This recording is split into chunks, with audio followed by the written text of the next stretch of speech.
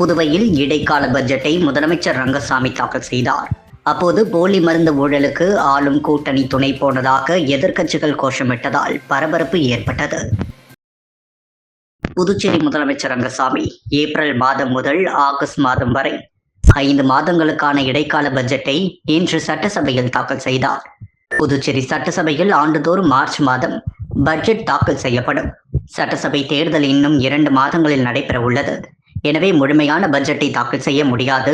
இதனால் அரசின் 5 மாத செலவினங்களுக்கு ஒப்புதல் பெற்று இடைக்கால பட்ஜெட் தாக்கல் செய்யப்பட்டது. இதற்காக புதுவை சட்டசபை இன்று வியாழக்கிழமை கூடியது. சட்டசபை சபாநாயகர் செல்வம் சபை நிகழ்வுகளை துவக்கி வைத்தார். தொடர்ந்து இரங்கல் குறிப்பை சபாநாயகர் செல்வம் வாசித்தார். முன்னாள் சட்டமன்ற உறுப்பினர் சுப்பராயன், முன்னாள் நீதிபதி தாவூத் அன்சாரி, மகாராஷ்டிர முன்னாள் துணை முதல்வர் அஜித் பவார் ஆகியோர்களுக்கு இரங்கல் தீர்மானம் நிறைவேற்றப்பட்டது. இரங்கல் தீர்மானம் படித்துக் கொண்டிருந்தும் போது சுயேட்சை சட்டமன்ற உறுப்பினர் நேரு எழுந்து போலி மருந்து உற்பத்தியில் இந்த அரசு துணை போனது, இந்த ஊழலுக்கு சபாநாயகர் துணை போனதால் சட்டசபை நடத்துவதற்கு அருகதையற்றவர் என கண்டித்து கோஷங்களை எழுப்பினார். பின்னர் 5 மாத காலத்திற்கான இடைக்கால பட்ஜெட்டை முதல்வர் ரங்கசாமி தாக்கல் செய்தார். அப்போது காங்கிரஸ் மற்றும் திமுக எதிர்க்கட்சிகள், புதுச்சேரி என்ஆர் காங்கிரஸ் மற்றும் பாஜக கட்சிகள் போலி மருந்து ஊழலுக்கு துணை போய் உள்ளன. தலைமை செயலாளர்கள் மற்றும் அரசு ஊழியர்கள் முதல்வரையும் அமைச்சர்களையும் மதிப்பதில்லை. இப்படி இருக்கக்கூடிய சூழ்நிலையில் இந்த அரசு பதவி விலக வேண்டும் என கோஷங்களை எழுப்பினர். மாநில அந்தஸ்து குறித்தும் கோஷங்களை எழுப்பி தங்கள் கண்டனத்தை தெரிவித்தனர். காரைக்காலில் மத்திய உள்துறை அமைச்சர் அமித்ஷா பங்கேற்கும் கூட்டத்துக்கு 7 கம்பெனி துணை ராணுவ படையினர் மற்றும் மாநில போலீசார் 700 பேர் பாதுகாப்பு பணியில் ஈடுபட உள்ளதாக அமைச்சர் நமச்சிவாயம் தெரிவித்துள்ளார். இது தொடர்பாக காரைக்காலில் செய்தியாளர்களிடம் பேசிய அமைச்சர் நமச்சிவாயம், காரைக்காலுக்கு பிப்ரவரி 14ஆம் தேதி மத்திய உள்துறை அமைச்சர் அமித்ஷா வருகிறார். அவரின் பாதுகாப்பு பணிக்கு புதுவையிலிருந்து 350, காரைக்காலிலிருந்து 350 போலீசாரும் துணை ராணுவ படையினர் 7 கம்பெனி அளவில் வந்து பாதுகாப்பு பணியில் ஈடுபட உள்ளனர். காரைக்கால் மாவட்டத்தில் ட்ரோன் பறக்க அனுமதி கிடையாது என்றார். தொடர்ந்து பேசிய பாஜக மாநில தலைவர் ராமலிங்கம், கூட்டத்தில் புதுவைக்கான கட்சி பொறுப்பாளர்கள், மத்திய அமைச்சர் மன்சுக் மாண்டவியா, நிர்மல்குமார் சுரானா மற்றும் மாநில அமைச்சர்கள் உள்ளிட்டோர் பங்கேற்கின்றனர். தமிழக தலைவர்களுக்கு அழைப்பு இல்லை, கூட்டணி என்ற முறையில் புதுவை முதல்வர் கூட்டத்தில் பங்கேற்பார் என்றார். பேட்டியின் போது சட்டப்பேரவை தலைவர் செல்வம், மாநில பாஜக முதன்மை செய்தி தொடர்பாளர் அருள்முருகன் உள்ளிட்டோர் உடனிருந்தனர். புதுவை நெல்லித்தோப்பை சேர்ந்த பெண் ஒருவர் வாங்கிய கடனுக்கு கந்து வட்டி கட்ட தவறியதால் தகாத வார்த்தைகள் கூறி மன உளைச்சலை ஏற்படுத்தி அப்பெண் தற்கொலை செய்து கொண்ட சம்பவம் அப்பகுதியில் பெரும் சோகத்தை ஏற்படுத்தியுள்ளது. புதுவை நெல்லித்தோப்பு தொகுதிக்குட்பட்ட சக்தி நகர் 9வது குறுக்கு தெருவில் வசித்து வருபவர் சித்ரா. இவர் வீட்டு வேலை செய்து வருகிறார். தனது குடும்ப சூழ்நிலை காரணமாக அதே பகுதியை சேர்ந்த கிறிஸ்டினா என்கின்ற கிச்சனா என்பவரிடம் 80,000 ரூபாய் பணம் வாங்கியுள்ளார். இதற்கு வட்டியாக சுமார் 3 லட்சம் வரை கட்டியதாக தெரிவித்துள்ளனர். இந்த நிலையில் கடந்த 2 மாதமாக வட்டி கொடுக்காமல் இருந்து வந்திருக்கிறார். இதன் காரணமாக வட்டியை கேட்டு வீட்டிற்கு சென்ற கிச்சனா தகாத வார்த்தைகளால் பேசி அடித்ததாகவும் கூறப்படுகிறது.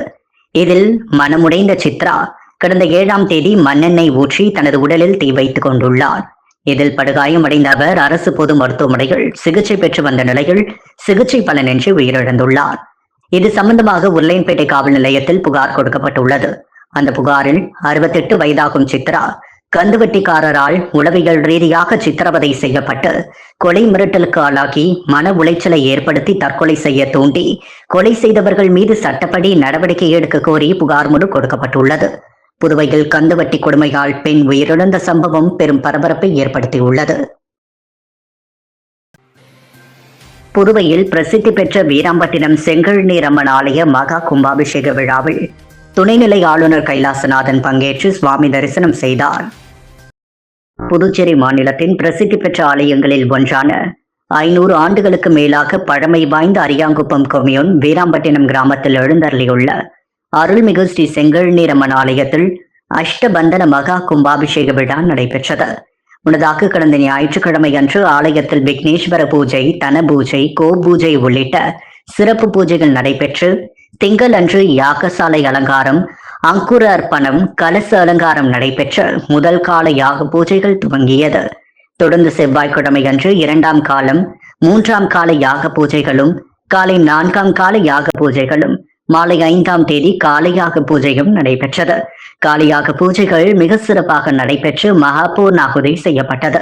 தொடர்ந்து மேல தாளங்களுடன் கடப்புறப்பாடு நடைபெற்று ராஜகோபுரம், மூலவர் விமானம், கொடிமரம், பரிவார தெய்வ விமானங்கள் உள்ளிட்டவைகளுக்கு புனித நீர் ஊற்றப்பட்டு மகா கும்பாபிஷேகம் நடைபெற்றது.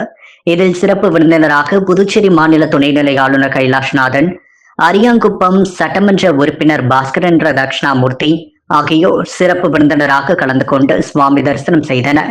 மேலும் இந்த விழாவில் கொம்யூன் பஞ்சாயத்து முன்னாள் சேர்மன் ஆனந்தன், அதிமுக மாநில பொருளாளர் ரவி பாண்டுரங்கன், திமுக இலக்கிய அணி அமைப்பாளர் சிவசங்கரன், வட்டார காங்கிரஸ் தலைவர் ஐயப்பன் உள்ளிட்ட அனைத்து கட்சி நிர்வாகிகள், தலைவர்கள் பலர் கலந்து கொண்டனர். மேலும் நடைபெற்ற விழாவில் தமிழகம் மற்றும் புதுவையை சேர்ந்த பல்லாயிரக்கணக்கான பொதுமக்கள், பக்தர்கள் கலந்து கொண்டு சுவாமி தரிசனம் செய்து வழிபட்டனர். இவ்விழாவில் அதிமுக மாநில பொருளாளர் ரவி பாண்டுரங்கன் தனது சொந்த செலவில் கலந்து கொண்ட பெண் பக்தர்கள் அனைவருக்கும் 50 நாள் ஆன நாணயம், லட்டு பிரசாதம் உள்ளிட்டவைகளை தாம்பூலமாக வழங்கினார். விழாவில் பங்கேற்ற அனைவருக்கும் அன்னதானம் வழங்கப்பட்டது. ஆலய நிர்வாக அதிகாரி சுரேஷ், திருப்பணி குழு தலைவர் மகாலிங்கம் உள்ளிட்ட நிர்வாக குழுவினர், வீராம்பட்டினம் மக்கள் குழுவினர் மற்றும் கிராம மக்கள் ஆகியோர் இணைந்து செய்திருந்தனர். முத்தியால்பேட்டை மார்க்கெட் எதிரே பாதையை மறைத்து சிலர் கேட் வைத்திருப்பதாக கூறி சாலை மறியல் போராட்டத்தில் ஈடுபட்ட பொதுமக்கள் சட்டமன்ற உறுப்பினர் பிரகாஷ்குமார் பேச்சுவார்த்தை நடத்திய பின்பு கலைந்து சென்றனர். புதுச்சேரி முத்தியால்பேட்டை மார்க்கெட் பின்புறம் மாணிக்க முதலியார் தோட்டம் பகுதியில் 80க்கும் மேற்பட்ட குடும்பத்தினர் பல ஆண்டுகளாக வசித்து வருகின்றனர். அந்த பகுதியை ஒட்டி வசிக்கும் வசதி படைத்த 20க்கும் மேற்பட்டோர் பாதையை மறித்து சுவர் எழுப்பி கேட் போட்டுள்ளனர். அந்த பாதையை என்பது குடும்பத்தினர் பயன்படுத்தி வந்துள்ளனர். ஆனால் இரவில் அந்த கேட்டை பூட்டி விடுவதாக தெரிகிறது. சாதாரண தரப்பை சேர்ந்தவர் என்பதற்கும் மேற்பட்ட குடும்பத்தினர் முத்தியால்பேட்டை மார்க்கெட் எதிரே திரண்டு சாலை மறியல் போராட்டத்தில் ஈடுபட்டனர். தகவல் அறிந்தவுடன் தொகுதி சட்டமன்ற உறுப்பினர் பிரகாஷ்குமார் அங்கு விரைந்து வந்து பொதுமக்களிடம் பேச்சுவார்த்தை நடத்தி உடனடியாக அதிகாரிகள் அழைத்து கேட்டதற்கு பூட்டு போடாமல் இருக்க நடவடிக்கை எடுக்க வேண்டும் என்று கோரிக்கை வைத்து அதிகாரியுடன் வாக்குவாதத்தில் ஈடுபட்டார். தொடர்ந்து அதிகாரிகள் பூட்டு போடாமல் இருக்க நடவடிக்கை எடுப்பதாக உறுதியளித்தனர். அதன் பேரில் மறியலை கைவிட்டு அப்பகுதி மக்கள் கலைந்து சென்றனர். இதனால் அப்பகுதியில் பரபரப்பு ஏற்பட்டது. புதுச்சேரியில் முதன்முறையாக கேதார்நாத் ஜோதிர்லிங்க ருத்ர பூஜை நடைபெற்றது. இதில் ஏராளமான பக்தர்கள் பலரும் கலந்து கொண்டு ஜோதிலிங்கத்தை வழிபட்டு சென்றனர். கேதார்நாத் ஜோதிலிங்கத்தில் செய்யப்படும் ருத்ர பூஜை என்பது சிவபெருமானின் ஆசிகளை பெற செய்யப்படும் ஒரு புனிதமான வழிபாடு. புதுச்சேரி லாஸ்பேட்டை விவேகானந்த பள்ளி வளாகத்தில் ருத்ர பூஜை நடைபெற்றது. இதில் நீர், பால், தேன், நெய் கொண்டு நீராட்டுதல் என்ற அபிஷேகம், பஞ்சாமிர்தம் கொண்டு மகா அபிஷேகம், ருத்ர ஹோமம் நடைபெற்றது. தொடர்ந்து மலர்களால் அலங்கரிக்கப்பட்டு ஆரத்தி காட்டப்பட்டது. இதில் கலந்து கொண்ட பக்தர்களுக்கு மன அமைதி, வாழ்க்கை செழிப்பு, உடல் ஆரோக்கியம் மற்றும் ஆன்ம சக்திக்காக ருத்ர பூஜை நடைபெற்றது. இந்த பூஜைகள் புதுச்சேரி துணைநிலை ஆளுநர் கைலாஷ்நாதன் உள்ளிட்ட ஏராளமான பக்தர்கள் பலரும் கலந்து கொண்டு ஜோதிலிங்கத்தை வழிபட்டு சென்றனர். மத்திய அரசின் தொழிலாளர் விரோத போக்கை கண்டித்து புதுச்சேரியில் LIC மற்றும் வங்கி ஊழியர்கள் ஆர்ப்பாட்டம் நடைபெற்றது. மத்திய பாரதிய ஜனதா அரசின் தொழிலாளர் விரோத போக்கினை கண்டித்தும் பல்வேறு கோரிக்கைகளை வலியுறுத்தியும் நாடு தழுவிய அளவில் ஒரு நாள் அடையாள வேலை நிறுத்தம் நடைபெற்ற உள்ளதை முன்னிட்டு புதுச்சேரி ACR சாலையில் உள்ள LIC அலுவலகம் முன்பாக இன்று மாலை பிரம்மாண்ட வாயிற்கூட்ட ஆர்ப்பாட்டம் நடைபெற்றது. கண்டன ஆர்ப்பாட்டத்திற்கு காப்பீட்டுக் கழக ஊழியர் சங்கத்தின் வேலூர் கோட்ட செயலாளர் வேலாயுதம் தலைமை தாங்க சிறப்பழைப்பாளராக பங்கேற்ற புதுச்சேரி வங்கி ஊழியர் சங்கத்தின் தலைவர் ஹரிஹரன் மத்திய அரசின் திட்டங்கள் தொழிலாளர்களுக்கு வழங்கப்படும் பாதிப்புகள் குறித்து விரிவான கண்டன உரையாற்றினார். இந்த எழுச்சிமிகு போராட்டத்தில் புதுச்சேரி LIC கிளை 1 நிர்வாகிகள் பாலமுருகன், நாகராஜன், முருகன், கிளை 2 நிர்வாகிகள் அன்பரசன், ஸ்ரீதேவி உள்ளிட்ட LIC மற்றும் வங்கி ஊழியர்கள் 50க்கும் மேற்பட்டோர் கலந்து கொண்டு ஆர்ப்பாட்டத்தில் ஈடுபட்டனர். 108 ஆம்புலன்ஸ் ஊழியர்கள் பணி நிரந்தர ஊதிய உயர்வு வழங்க வலியுறுத்தி சுகாதாரத்துறை இயக்குநர் அலுவலகத்தை முற்றுகையிட்டு தொடர் போராட்டத்தில் ஈடுபட்டனர். புதுச்சேரியில் 108 ஆம்புலன்ஸ் ஊழியர்கள் தங்களுக்கு பணி நிரந்தரம் மற்றும் ஊதிய உயர்வு வழங்க வலியுறுத்தி பல்வேறு கட்ட போராட்டங்களை நடத்தி வந்த நிலையில் தற்போது தங்களது கோரிக்கைகளை வலியுறுத்தி சட்டப்பேரவை அருகே உள்ள சுகாதாரத்துறை இயக்குநர் அலுவலகம் முன்பு முற்றுகை போராட்டத்தில் ஈடுபட்டனர். தங்களது கோரிக்கைகளை அரசு மற்றும் சுகாதாரத்துறை ஏற்றுக்கொண்டு நிறைவேற்ற வேண்டும் என வலியுறுத்திய அவர்கள் அரசு மற்றும் சுகாதாரத்துறை இயக்குநர் அலுவலகத்தை முற்றுகையிட்டு தொடர் போராட்டத்தில் ஈடுபட்டனர். கதிர்காமம் தில்லையாடி வள்ளியம்மை அரசு உயர்நிலைப் பள்ளி ஆண்டு விழாவில் முதலமைச்சர் ரங்கசாமி பங்கேற்று மாணவர்களுக்கு பரிசுகள் வழங்கி பாராட்டினார். புதுச்சேரி கதிர்காமம் பகுதியில் உள்ள தில்லையாடி வள்ளியம்மை உயர்நிலைப் பள்ளியின் ஆண்டு விழா பள்ளி வளாகத்தில் நேற்று மாலை நடைபெற்றது. மாநில முதலமைச்சர் ரங்கசாமி சிறப்பு விருந்தினராக கலந்து கொண்டு சிறப்புரையாற்றி 10ஆம் வகுப்பு பொதுத் தேர்வில் முதல் 3 இடங்களை பிடித்த மாணவ மாணவிகளுக்கு பரிசுகள் வழங்கி பாராட்டினார். இதில் பேசிய முதலமைச்சர், தில்லையாடி வள்ளியம்மை அரசு உயர்நிலைப் பள்ளிக்கு புதிய கட்டிடம் அமைத்திட 12 கோடி ரூபாய் மதிப்பீட்டில் இடம் தேர்வு செய்யப்பட்டு 44 வகுப்பறைகள் கொண்ட புதிய கட்டிடம் கட்டித்தரப்படும் எனவும், அதற்கான பூர்வாங்க பணிகள் நடைபெற்று 1 மாத காலத்திற்குள் கட்டிடப் பணிகள் மேற்கொள்ளப்படும் எனவும் உறுதி கூறினார். மேலும் மாணவர்களின் நலனுக்காக சீருடைகள், புத்தகங்கள், மிதிவண்டி உள்ளிட்ட அனைத்து நலத்திட்டங்களையும் அரசு இடைவிடாமல் செய்து வருவதாகவும், இதனால் ஏழை மாணவர்கள் இதனை பயன்படுத்திக் கொண்டு நல்ல மதிப்பெண்கள் பெற்று 100% தேர்ச்சி பெற வேண்டும் எனவும் வலியுறுத்தி பேசினார். இந்நிகழ்ச்சியில் கதிர்காமம் தொகுதியின் சட்டமன்ற உறுப்பினர் KSP ரமேஷ் வாழ்த்துரை வழங்கி அறிவியல் கண்காட்சி மற்றும் விளையாட்டுப் போட்டியில் வெற்றி பெற்ற மாணவ மாணவிகளுக்கு பரிசுகள் வழங்கினார். பெற்றோர் ஆசிரியர் சங்க தலைவர் அமரன், துணைத் தலைவர் ராஜலட்சுமி, பள்ளி மேலாண்மை குழு தலைவர் பாரதி மற்றும் நிர்வாகிகள் சிறப்பு விருந்தினராக கலந்து கொண்டனர். தேர்தலை புறக்கணிக்க என்ஆர் காங்கிரஸ் கட்சி தயார்தான், நீங்கள் தயாரா? மாநில அந்தஸ்து கேட்டு மீண்டும் தீர்மானம் நிறைவேற்றி மத்திய அரசை வலியுறுத்தி அனுப்புவோம் என சட்டசபை கூட்டத்தில் மாநில அந்தஸ்து குறித்து கேள்வி எழுப்பிய எதிர்க்கட்சி தலைவருக்கு முதல்வர் ரங்கசாமி பதிலளித்துள்ளார். புதுவை சட்டசபை கூட்டம் இன்று நடைபெற்றது. கூட்டத்தில் அரசின் கூடுதல் செலவினங்களுக்கான விவாதம் நடைபெற்றது. அப்போது எதிர்க்கட்சி தலைவர் சிவா குறுக்கிட்டு, புதுவை எங்கும் போராட்டம் நடக்கிறது. ஒப்பந்த ஆசிரியர்கள், தற்காலிக பொதுப்பணி ஊழியர்கள், சுகாதார இயக்க ஊழியர்கள் என அனைவரும் போராட்டம் நடத்துகின்றனர். இந்த போராட்டத்தை அரசு முடிவுக்கு கொண்டு வரவில்லை. இரட்டை என்ஜின் அரசு என்று கூறினீர்கள். தேர்தல் வாக்குறுதிகளை முழுமையாக நிறைவேற்றவில்லை. இலவசங்களை மட்டும் மக்களுக்கு அளித்துள்ளீர். வளர்ச்சிக்கான திட்டங்களான மேம்பால பணி துவங்கவில்லை. விமான நிலைய விரிவாக்கம் செய்யவில்லை. மாநில அந்தஸ்துக்காக டெல்லிக்கு அழைத்து செல்வோம் என கூறினீர்கள். ஆனால் அதையும் செய்யவில்லை. உங்களை நம்பி மக்கள் வாக்களித்தனர். மாநில அந்தஸ்துக்காக தேர்தலை புறக்கணிக்க தயாரா என கேள்வி எழுப்பினார். அப்போது முதலமைச்சர் ரங்கசாமி குறுக்கிட்டு, தேர்தலை புறக்கணிக்க நாங்கள் தயாராக உள்ளோம். என்ஆர் காங்கிரஸ் கட்சி தயார்தான், நீங்கள் தயாரா? மாநில அந்தஸ்து கேட்டு மீண்டும் தீர்மானம் நிறைவேற்றி மத்திய அரசை வலியுறுத்தி அனுப்புவோம் என்றார். இத்துடன் விவாதம் முடிந்தது. கூட்டத்தின் இறுதியில் எதிர்க்கட்சி தலைவர் சிவா பேசும்போது, ஒட்டுமொத்தமாக முடிவெடுத்து தேர்தலை புறக்கணிக்க நாங்கள் தயாராக இருக்கிறோம். அனைத்து அரசியல் கட்சிகளையும் அழைத்து பேசி முடிவு செய்யுங்கள் என்றார். புதுச்சேரி பொதுப்பணித்துறை ஊழியர்கள் மீது தாக்குதல் நடத்தியது கண்டிக்கத்தக்கது என பாட்டாளி மக்கள் கட்சியின் மாநில அமைப்பாளர் கணபதி மற்றும் தமிழக வெற்றி கழக நிர்வாகி சுவாமிநாதன் ஆகியோர் தெரிவித்துள்ளனர். புதுச்சேரி பொதுப்பணித்துறை ஊழியர்கள் பணி நிரந்தரம் கோரி பல ஆண்டுகளாக போராடி வருகின்றனர். பொதுப்பணித்துறை ஊழியர்கள் பணி நிரந்தரம் செய்யப்படுவர் என முதல்வர் ரங்கசாமி கடந்த ஆண்டு பட்ஜெட் கூட்டத்தொடரில் அறிவித்தார். அந்த உத்தரவை அமல்படுத்த கோரி பொதுப்பணித்துறை ஊழியர்கள் கடந்த சில வாரங்களாக போராட்டம் நடத்தி வருகின்றனர்.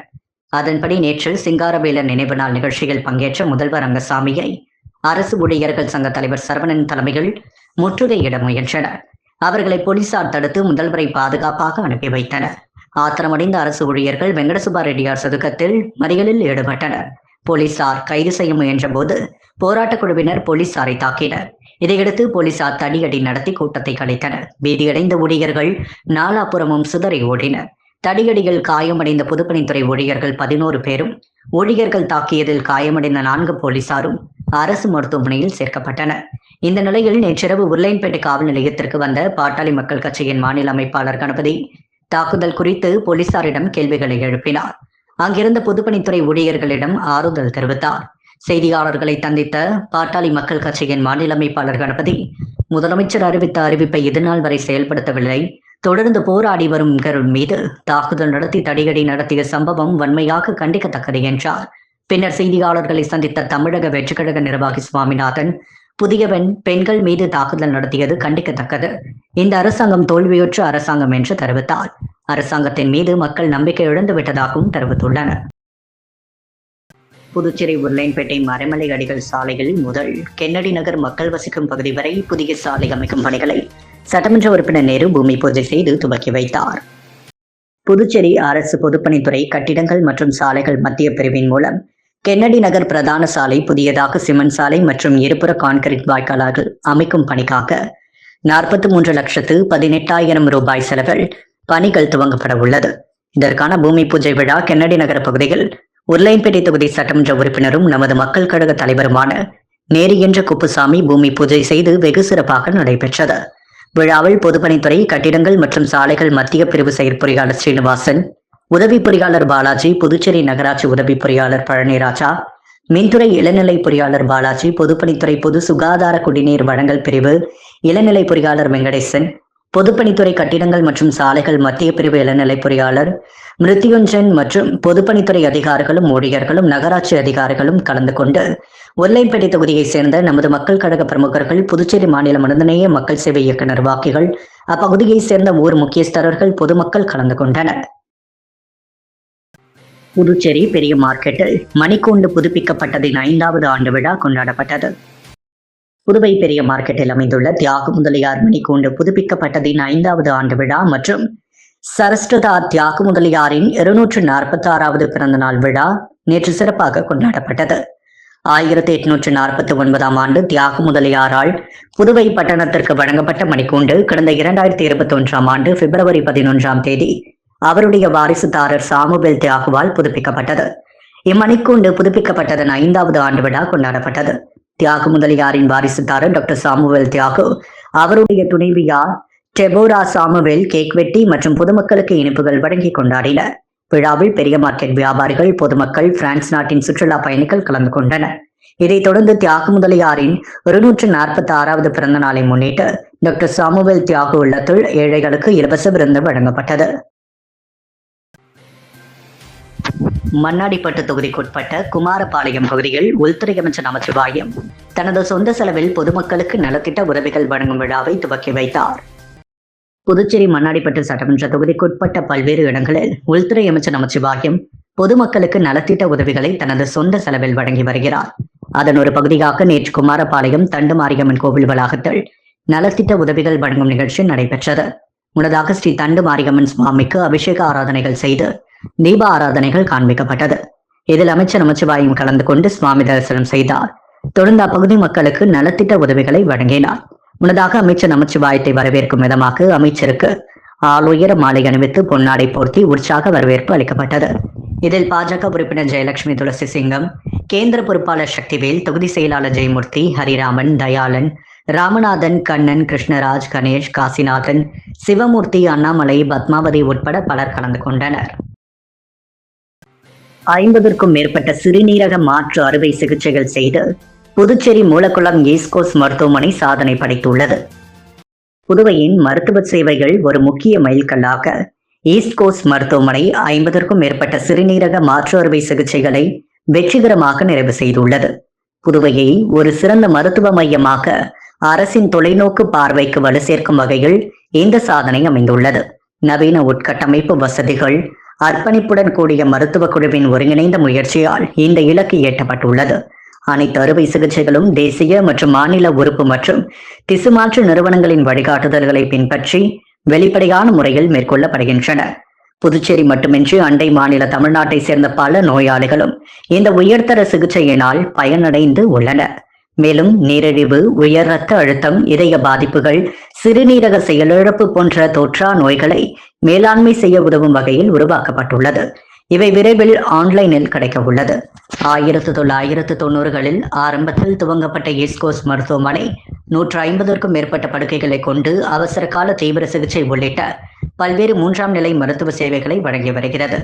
இந்த சாதனை குறித்து மருத்துவமனையின் தலைவர் டாக்டர் முருகேசன் பெருமிதம் தெரிவித்துள்ளார். அன்றாட செய்திகளை உடனுக்குடன் தெரிந்து கொள்ள பாண்டி ஹெட்லைன்ஸ் சேனலுக்கு சப்ஸ்கிரைப் செய்து கொள்ளுங்கள்.